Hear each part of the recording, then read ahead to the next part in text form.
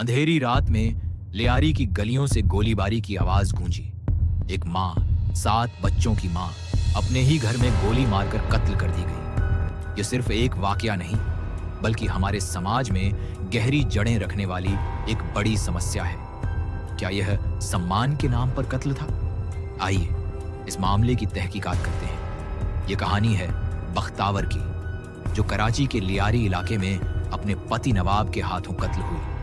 हम केवल समाचार रिपोर्टों पर आधारित तथ्यों का उपयोग कर रहे हैं। कोई काल्पनिक विवरण या बाहर की जानकारी शामिल नहीं की गई। यह सिर्फ तहकीकाती नजरिए से बताया जा रहा है, सेंसेशनलिज्म से दूर। यह मामला सम्मान, हत्या से संबंधित है, जो पाकिस्तान में एक बड़ा मुद्दा है।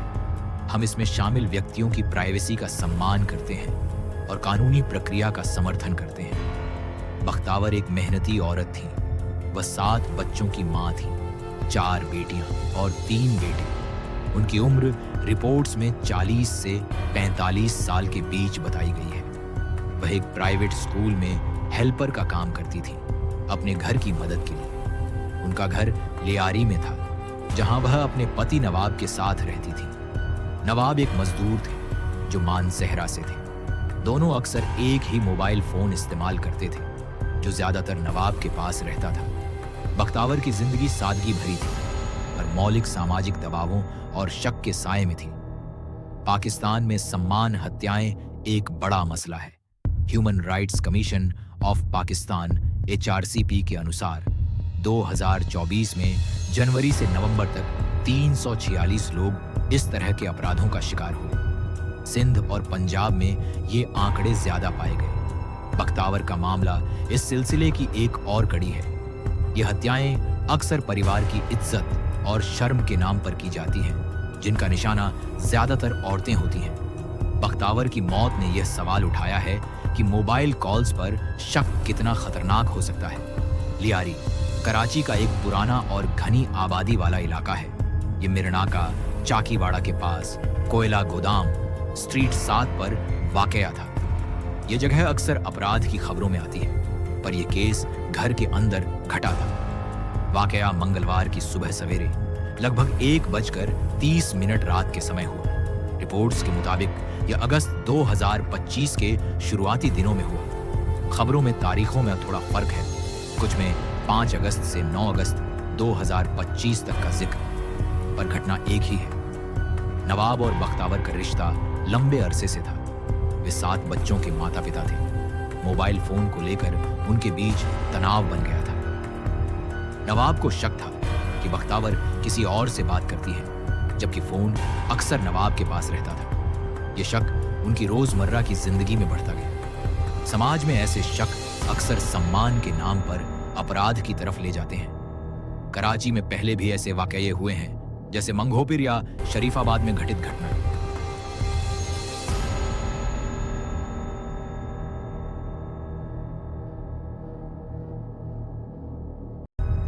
उस रात बख्तावर अपने घर में सो रही थी।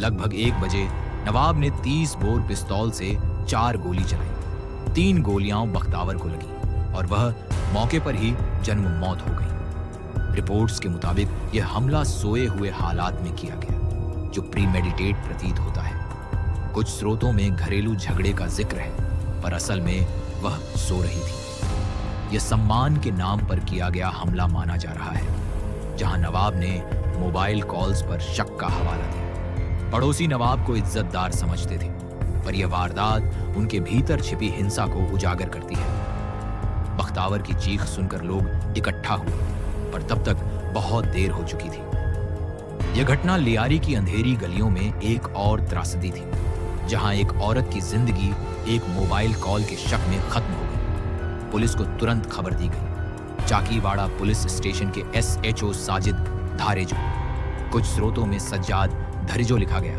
ने टीम भेजी।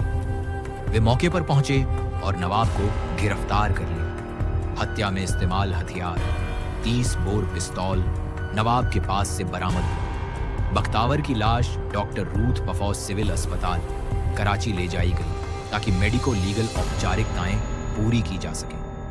पुलिस ने शुरुआती बयान दर्ज किए। नवाब ने पुलिस को बताया कि उसने अपनी पत्नी को फोन पर किसी और से बात करने पर चेतावनी दी थी, पर वह नहीं मानी। यह शक सम्मान हत्या का मोटिव बन गया। पुलिस ने इस केस को सम्मान हत्या मानकर देखा। कोई परिवार का सदस्य लाश लेने नहीं आया, इसलिए स्थानीय लोग और पुलिस ने लाश को शवगृह में रखा। यह सम्मान केसों में आम बात है, जहां परिवार अक्सर पीड़िता का दावा नहीं करते या दूरी बना लेते हैं। इस केस में कुछ विरोधाभासी विवरण हैं। पहला, बख्तावर की उम्र कुछ स्रोतों में 40 साल, दूसरों में 45 साल बताई गई। ये रिपोर्टिंग के अंतर का नतीजा है। दूसरा, प्रकाशन तारीखें। समाचार लेख 5 अगस्त से 9 अगस्त 2025 के बीच प्रकाशित हुए, जबकि घटना एक ही दिन की थी। एसएचओ का नाम भी कुछ जगहों पर अलग अलग लिखा गया। तीसरा, घटना का वर्णन। कुछ कह रहे हैं घरेलू झगड़ा हुआ, कुछ कह रहे हैं वह सो रही थी।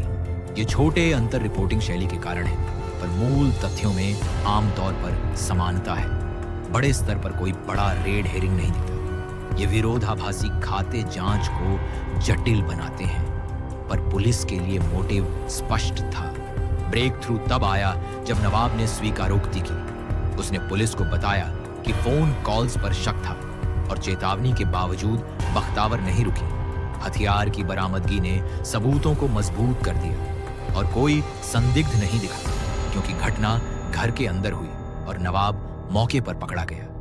पुलिस ने पड़ोसियों के बयान लिए, जो नवाब को सम्मानजनक बताते थे, पर यह स्वीकारोक्ति केस को सुलझाने में निर्णायक रही।